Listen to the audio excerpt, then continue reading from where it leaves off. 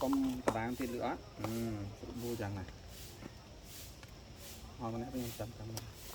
này nó đâu thằng nó bên đây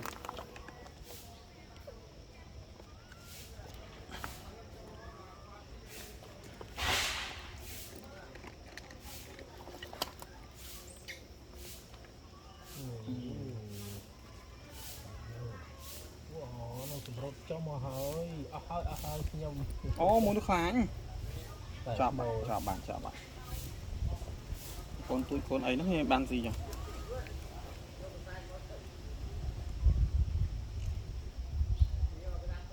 chạy cái xi phong ngủ đào từ hôm tiết rồi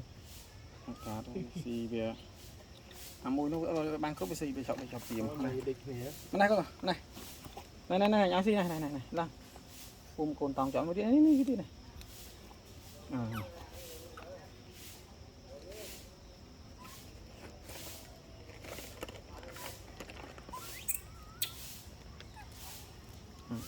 thì ô đâu tao không biết anh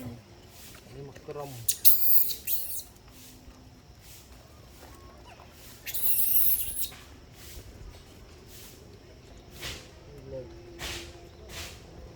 máu này không chùm đuôi không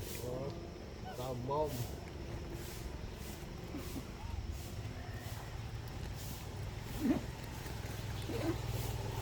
crom chùm nuôi không tơ ca chùm nuôi vậy